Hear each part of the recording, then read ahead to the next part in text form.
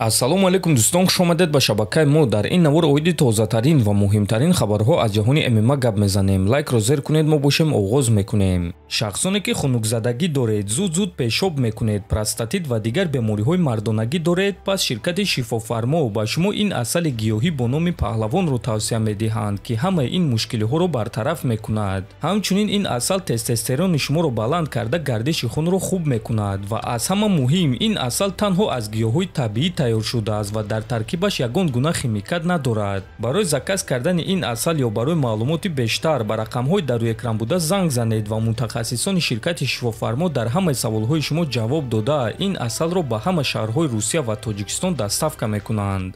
шаби гузашта роҳбари UFC Дана Вайт расман якчанд муҳорибаҳоро эълон кард ва ҳозир пешкаши шумо мекунем. муҳорибаи рейтингӣ дар вазни 61 кг, дуюм рақами рейтинг Умар Нурмагомедов зидди ҳаштум рақами рейтинг Марио Баутиста рӯзи 25 октябр дар турнири UFC 321. муҳорибаи рейтингӣ дар вазни нимёна, чорум рақами рейтинг Леон Эдвардс зидди нуҳум рақами рейтинг Карлос Пратес рӯзи 16 ноябр дар турнири UFC 322 ва муҳорибаи асосии турнири UFC 322, муҳорибаи унвонӣ дар вазни нимёна, чемпион Ҷек Дела Маддалена зидди Довталаб Ислам Махачев рӯзи 16 ноябр. ва дӯстон, аллакай мутахассисон оиди муҳорибаи Маддалена ва Махачев пешгӯӣ карда истодаанд ва бисёре аз онҳо албатта ки фаворит Исламро мебинанд, яъне ки бисёри мутахассисон ба ғалабаи Махачев боварӣ доранд. лекин мураббии Маддалена Бен Викерс бо ин чиз розӣ нест ва боварӣ дорад ки шогирдаш Исламро ба нокаут равон мекунад.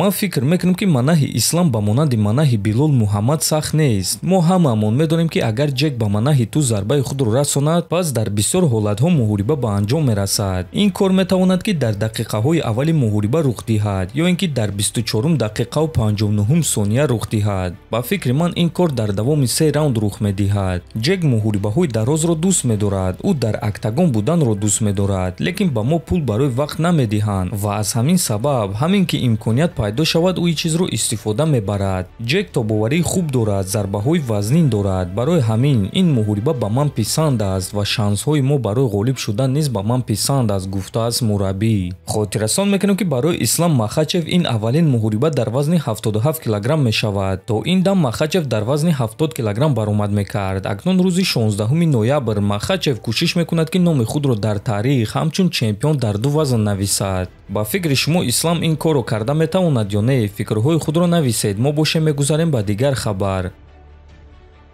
чемпиони вазни 61 кг UFC Мераб Двалишвили боварӣ дорад ки агар реванши ӯ бо Умар Нурмагомедов баргузор гардад, пас ин дафъа Умарро ба осонӣ шикаст медиҳад.